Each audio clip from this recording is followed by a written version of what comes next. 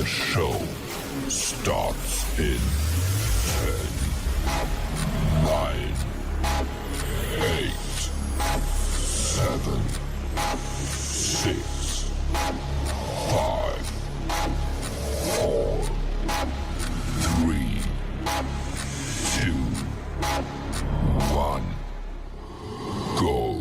Whether you're new to sales or a lifetime veteran, the Blackbelt Sales Podcast will sharpen your sword and guide you to master the art of sales. And now, here's your host, the ninja himself, Gene Slade. What's up, my ninjas? Good to see you today. I'm super stoked to have my main man, Bryce Lawrence, in the hot seat today. For those of you that don't know Bryce, and most of you should not know him because he's local here with me in Southwest Florida, actually is a member of the church that I used to go to, and the son-in-law of my very favorite pastor in the entire world. What's his name? Ed Ivy. That's right. That's right. Welcome to the show, Bryce. Good to see you today on the Sales and Marketing Podcast. Appreciate it, Gene, man. Really excited about tonight, man. It's going to be good. So guys, Bryce is the founder of Vanguard Services, is it? Let's put it up Vanguard. on Yeah. Vanguard Partners. And Bryce is a specialist in systems and processes to move businesses forward and to help businesses scale. So welcome to the show, Bryce. Appreciate you being here. Why don't we just go through real quick in three to 5 minutes or less. Tell us your story, your professional story, and also something fun fact that you guys don't know about Bryce. Bryce is a badass MMA fighter. Yeah, definitely. He'll put a hurt on you. That's it. Snap the arm. So That's tell us a little bit about yourself, Bryce. No, definitely appreciate it, Gene, for sure. I'm really excited to be on the show tonight. But yeah, man, I work with contractors, been in construction my entire life. My father was a GC growing up as a kid, so been around it like crazy. And always found myself in an operational position. It's my way my mind works. I love process. This is how we've got to get it done every time and make things simple. But, you know, really young, early on in life, my father being a GC, worked through and owned quite a few different businesses, saw the way healthy business could look, and I saw a lot of bad. You know, my parents had multiple companies. Like I said, as a GC, owned a rental company, Party Rental, was manufacturing a lot of product for fishing products like biodegradable chum. And the last time that my parents owned a business, they failed, and it was really painful for the family. And so it's why I'm so passionate about small business. It's why I'm so passionate about really making sure there's systems and processes in place so that business owners can themselves be healthy, so that they run a healthy business. They say that we learn more from our failures than we do from our successes, right? Absolutely. That can be true. It can be true if we actually learn from them, right? For sure, man. Hey, guys, real quick, if you're watching this live, please put live down in the comments. If you're watching it on a replay, please put replay in the comments for us. Again, you hear me say it all the time. We don't ask for much here on the show other than a little bit of engagement. So please put live or replay in the comments. And if there's somebody that you know is struggling in business that they might want to hear something that Bryce is going to lay down here in a minute, please just go ahead and put their name in the comments for me if you would. I certainly appreciate that. Okay, continue, brother. So yeah, you watched man. your parents go through successful businesses and businesses, or a business, at least one business that was a failure. Super, super painful. Yeah, definitely. It hurt the family in a really big way. Ultimately, you know, obviously other issues, but their marriage ended up ending and going separate ways. And so I don't want that for my marriage. I don't want it for anybody's. And I know that a business. How many of you guys have seen that out there? I've seen it in the comments. Yeah. Keep going. No, definitely. It's just painful. And so many business owners, there's a cultural narrative going around, and it's been going around for a long time. You've got to sacrifice everything in your life if you want to have a successful business. And I think that it's wrong. I think it's a lie. I agree. And, you know, I think that you can have both. I think that you can be a great husband. I think you can be a great father and run a successful company. That belief comes from people who don't have certain processes in place in their business. They're constantly putting out the same fires over and over and over. Am I wrong? No, you're 100% right, man. And I think that it's always starting with expectation. As a business owner, you've got to know what you expect from your people, you know? Expectations. Dalai Lama said the reason for all disappointment in life is expectation. Give me That's a heck it. yeah for that one. Keep going, man. Yeah. Yeah, man. So yeah, just laying out what do you expect the new hire to come in company and know what to do, how to do it. What does successful like employees look like in your business in every single position. And if you don't know that for yourself, they sure don't. They're going to make it up as they go. And so you've got to lay out the expectation, and you've got to have systems in place to make sure you're inspecting that expectation, you know, and that it's ongoing and that your team's doing again and again what you need them to. And it's where systems come into place. How are you managing your process? How are you leading your team? And, you know, how are you making sure that your company's continuing to financially be stable and in a good place? Obviously, contractors, you got cash flow and profit problems at the end of the day. You know? I had a guy on recently. His name's Brandon Stowe. You have to forgive me. I'm dripping over here in the Florida heat. But that's why I'm inside, man. It's hot out here. I can't go inside because I got 6 kids inside.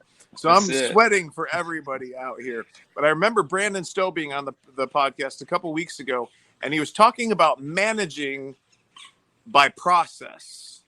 Yeah. Managing by process. And that was such a cool, like, little phrase that it really stuck with me. A lot of us manage by the chaos that's in our business as opposed to managing our business by process. Right. And Gene, you know this, man. No, yeah, you manage process and you lead people, not the other way around.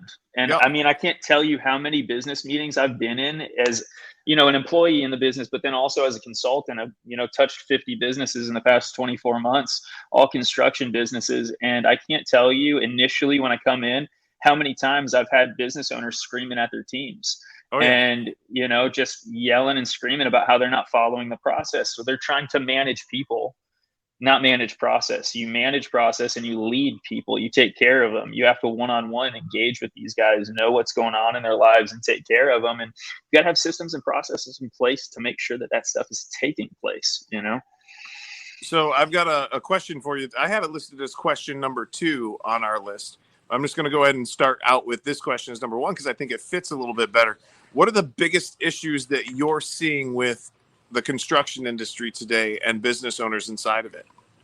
Yeah, man. And this isn't just in Southwest Florida. It's all over the place. It's the same problem. Everybody's chasing high revenue, but they haven't figured out a system, a business model that is profitable and it takes care of their cash flow issues. Because at the end of the day, if you got cash flow problems, you're not worried about taking care of people. You can't. You're worried about paying your next bill.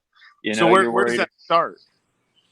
It starts by having a flawed business model. It starts by continuing to operate your business as if you're the one doing everything. You know, all these business owners, they go from the person that knows the service and the product, but actually running a successful business is a transition that takes place from knowing your service and product to knowing people and data, people and numbers.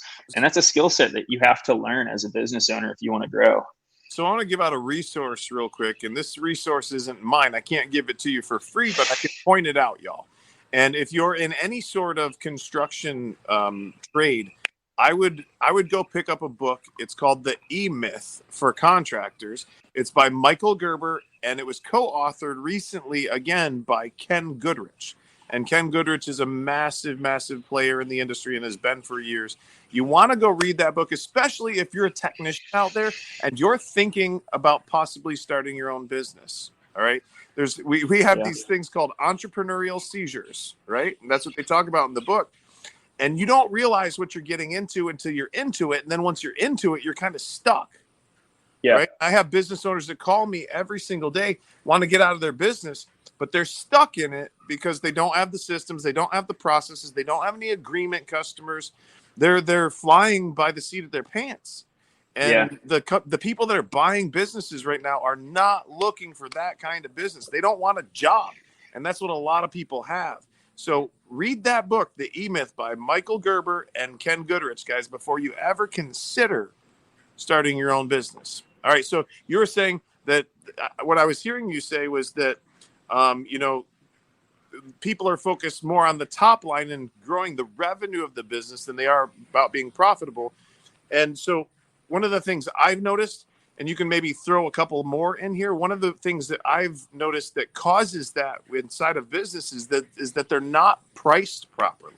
Yeah, absolutely. No, you're hitting it on the head. And it's one of the first things that we change. And I know this is something that is huge with you. I'm not a sales guy. I don't teach marketing. I don't teach sales. I don't pretend to. I don't know it.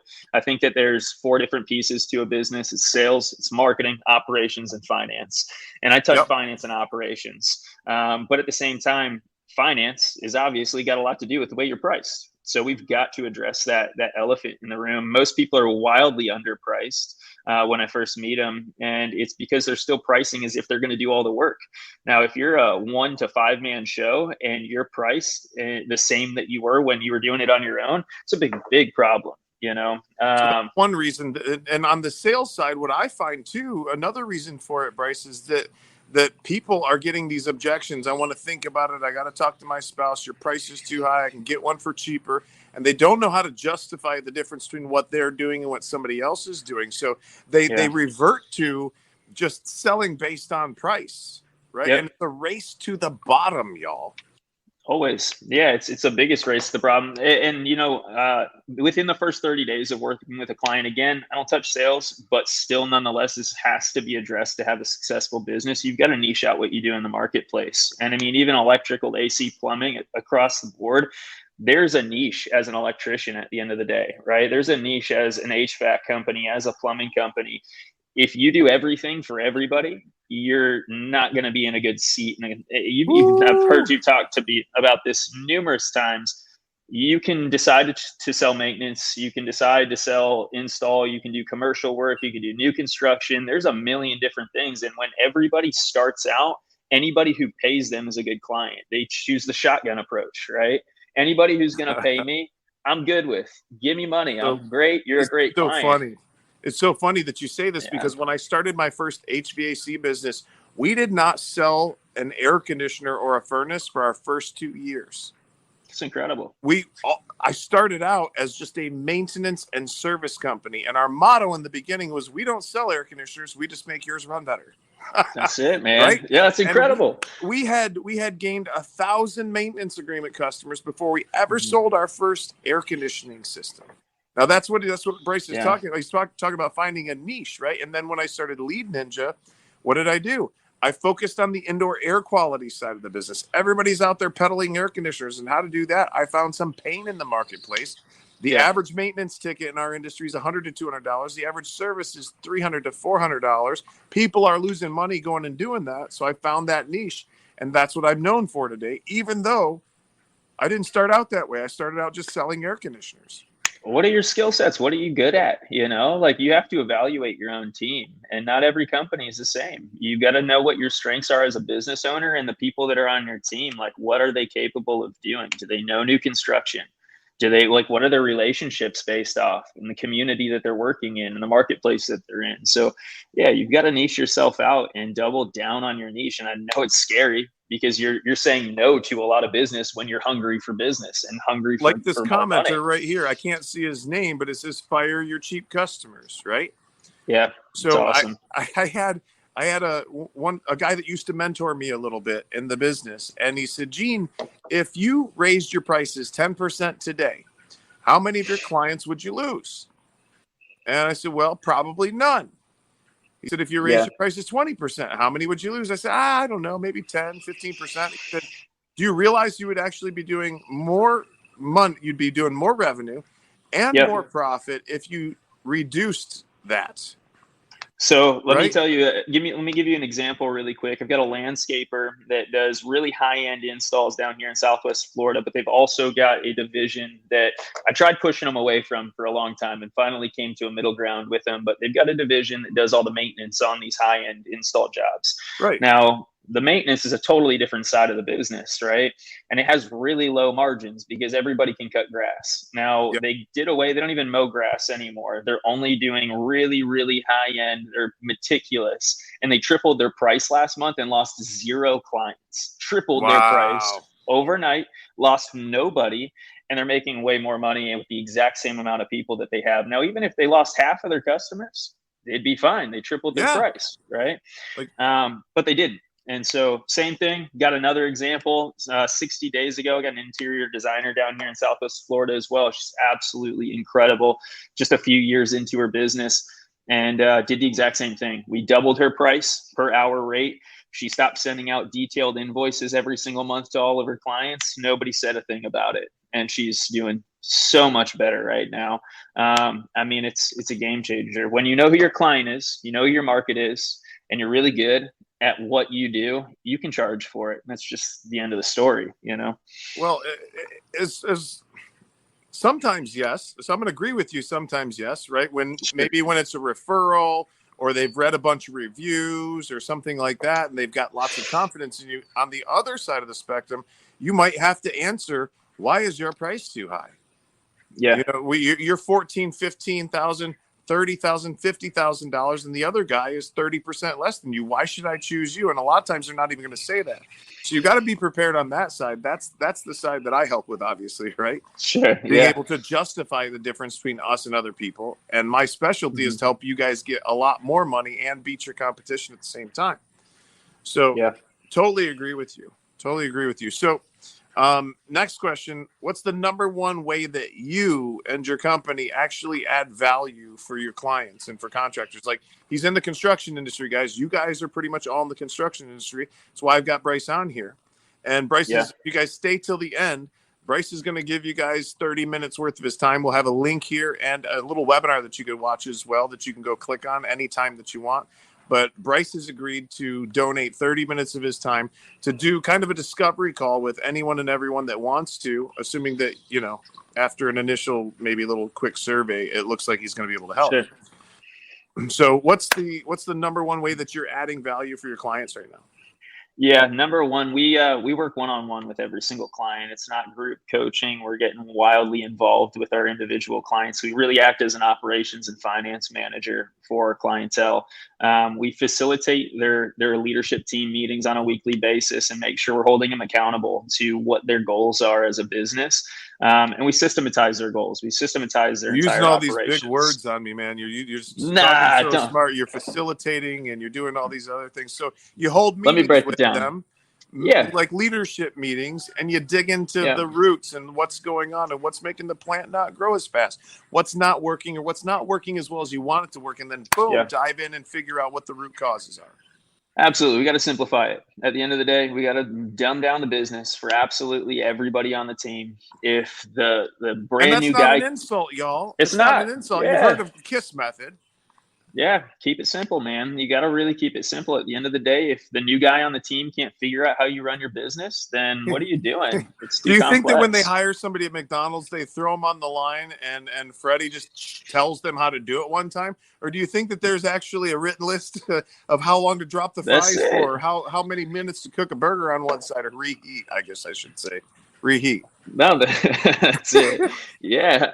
But yeah, we don't do that for our complex construction businesses, you know. So it's no, definitely. And then at the end of the day, we monitor all of their numbers. We budget for them. We do all their data. We report on a weekly basis and go over those numbers. Listen, there's a handful of numbers that if you looked at them and had a goal next to them every single week and you monitored those numbers, your company would be in healthy What do we position. call those numbers, Bryce?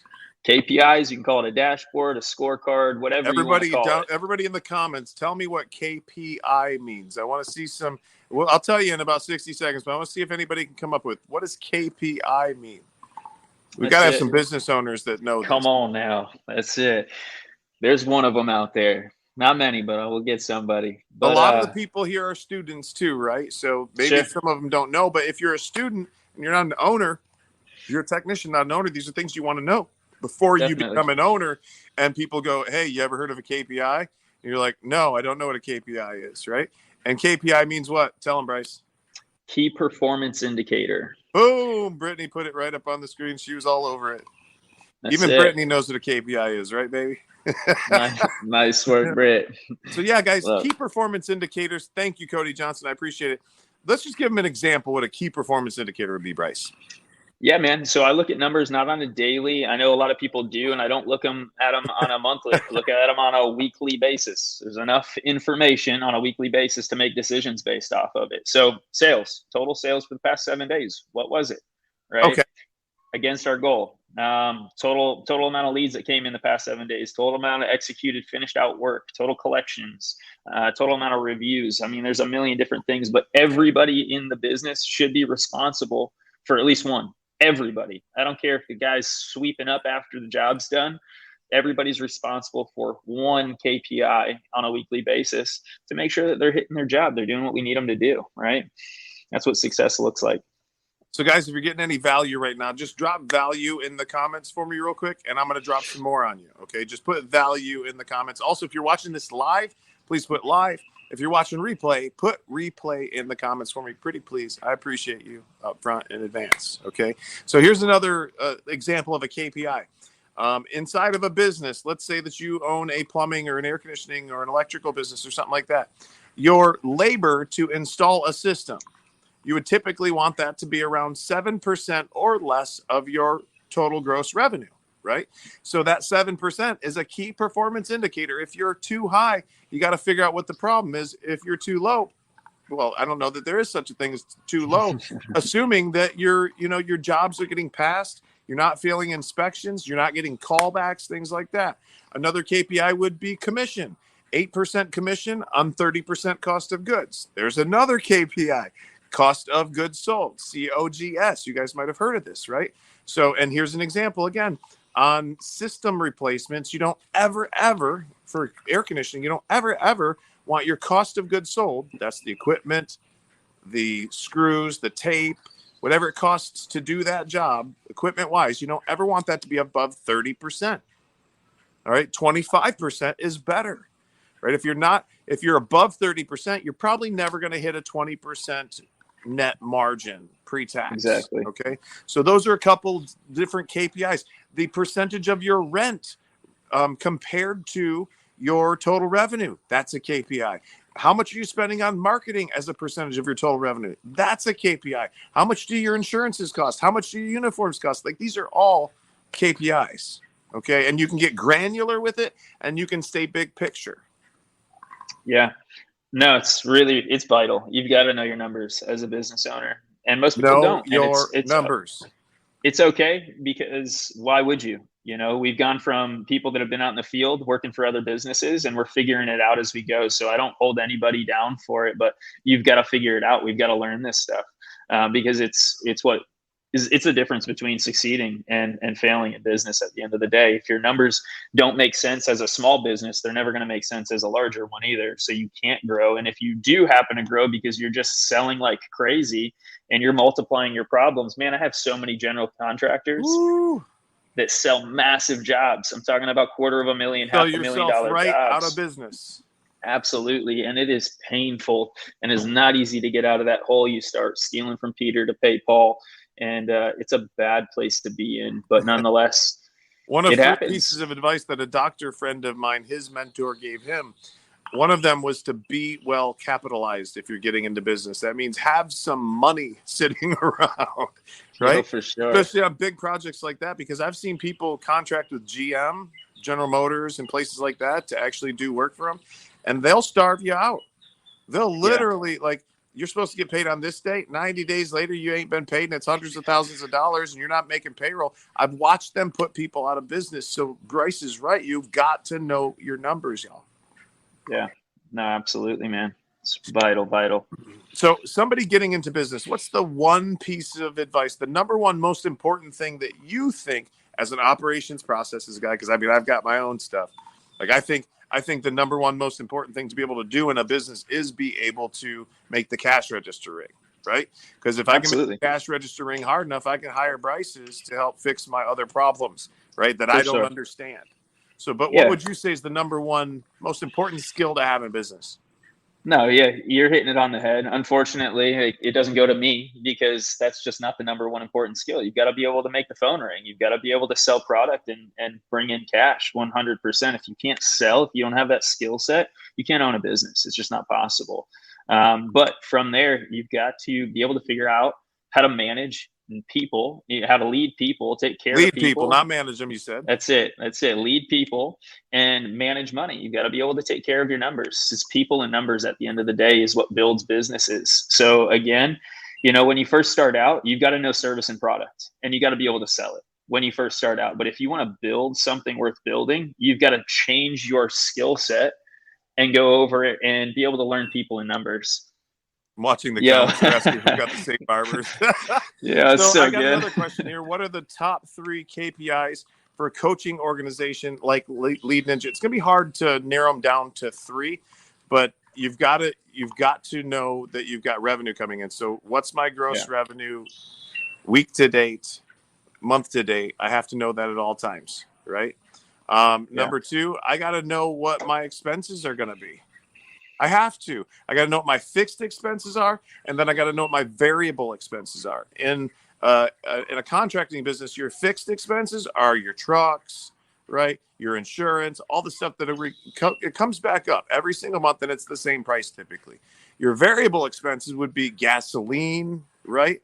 Possibly marketing, depending on what your goals and your budgets are for that month. And then one of my other KPIs that I'm super, super focused on is what's going on with my pipeline, right? Like how many leads do I have coming in? How many do I need to follow up on? Because follow-up's a massive part of my game. I understand in my business that I've got to follow up 5 to 12 times on average to get somebody that's a decision maker on the phone just to have a conversation. And that might not be me closing a deal. So I've got people that I've followed up with hundreds of times. I've got people that have called me on the first time and bought, right? But so follow-up is going to be super important. Who do I need to follow up with today? I'm going to get up every morning and say, who's got my money? Yeah, okay? No, for sure. So that's to answer that question. If you guys have got any questions for Bryce right now, let us know because I'm winding this out. I've got one more question for him, and then we're going to give you guys a website so that you guys can actually go and take advantage of 30 minutes worth of this man's time. He's not going to charge you for it as a favor to me and to the podcast. So if I get a thank you in the comments, that would be freaking awesome. Okay. For the preacher's son-in-law. Come on now. Gosh, I miss Ed. I was just texting him. I know it, man. I really miss him. Yeah. All right. Last thing, Bryce, I've known you for maybe 5 years, 6 years now. And sure. You've always come to whatever you're doing with passion. Okay. You're fighting. You're super, super passionate about your fighting. You're super passionate about your business. Where does that come from? Yeah, man. Honestly, I'm going to finish off with the same way I started. It was something personal to me. I remember the havoc that it caused my family growing up as a kid. And I just want to be there. I want to be there for my family. I want to be there for my wife, for my kids. And I just know firsthand how painful business can be. And I just don't think it has to be that way. I know it doesn't have to be that way. If I could leave everybody with one thing, this is one of the biggest things God's doing in my life right now. Is a verse, Matthew 6:34 says, "Therefore, do not worry about tomorrow, for tomorrow will worry about itself. Today's troubles are enough for today." And as a business owner, we're all wildly futuristic. I mean, even if you're a tech out in the field that's just really, man, preach. Eager, that wants to go out there and do the thing and wants to succeed at whatever you're doing, man, we're always looking at what's next, and it robs the joy out of today so often. And so I would just learn. Obviously, I want you to stay hungry. I want you guys to strive for what's next. And there's so much more that God's got in store for me, for you, and for everybody that's listening right now. But at the end of the day, we've got to learn how to enjoy right now. God has given us enough strength for right now today, not tomorrow. Tomorrow is got grace and strength that will come tomorrow. Not saying don't plan for tomorrow. Of course, we've got to plan for it. We got to prepare for it. Don't obsess over it. You can't stay up at night thinking about this stuff. Spend time with your families, be present with your kids. And this is something that's so difficult for me. And I know it's easy to say and just spit off at people, but man, it's my heart for everybody that I work with, everybody that I'm around. I just want to be a good father and a great husband, man. And so I know that comes machines. That's it for sure. And we men especially, I know there's women I'm sure listening in right now, all the same, but at the end of the day, we turn into robots a lot of the time. We're just executing because we got to take care of our families. And I don't want to live life like that. That's not worth it to me. I can go work for somebody else 9 to 5 like that. And so, yeah, man, that's my thinking message. Will make you sick, guys. It'll make you sick. Yeah. It'll destroy relationships. So, and listen, this is not something that you just get over. All right. No. It's wonderful for Bryce and I to sit back and go, don't worry about tomorrow. Just worry about focus on today, blah, blah, blah. I get that it's going to take something every single time that you have an upset, or every single time that things are not going right. You're going to have to catch it, and you won't always catch it. Right. For instance, whenever I have an upset, I call it that I got on it. Okay. I'm on it is what I'll say to Brittany. I'm on it again. Right. And I have to remember to get off of it. But until I know and realize that I'm on it, and that I'm in the middle of an upset, and I'm acting in a way that is not the way that I want to be, until I can see it, until I can catch it, that I'm actually on that upset, I've got no power. Okay. So don't be frustrated, guys, if you get an upset and it spirals out and it just ruins your day. Don't listen. You're not always going to catch it when you've got an upset. They're overwhelming, right? And it's about a story that we're telling ourselves, a prediction about the way the future is going to go. It's really what it's all about, right? It's a story. It's something that ain't even happened yet that you're worrying about, all right? So don't let it go, all right? But I want you to give it up, okay? Absolutely. Letting it go, it's so cliche. But if you're a believer at all, like Bryce is and like I am, how about you give it up?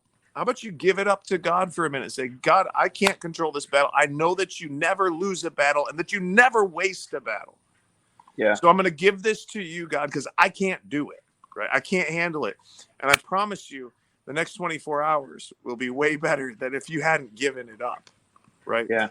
Some things are beyond our control. Some things are within our control. But look, it's not going to do you any good to worry about it, right? So give up and let God do it, guys. So that's it. Bryce, is there anything else you want to exit with, brother?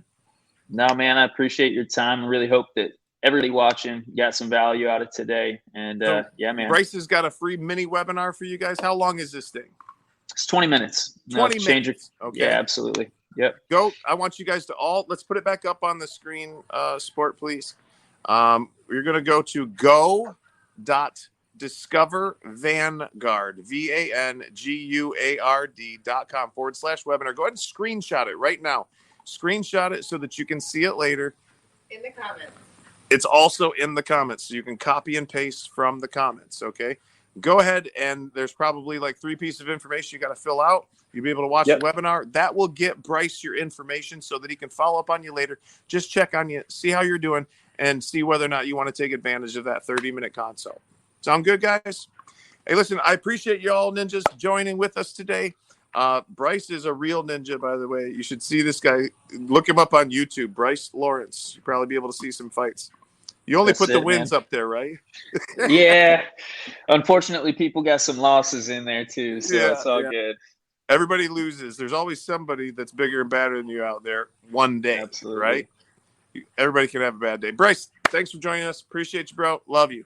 All right. See you, Gene, Brittany. Thank you, guys. Later. Oh, and if you need more help with your sales, head on over to leadninjasystem.com and check out all the free resources I've got for you. Peace out. See you later, guys.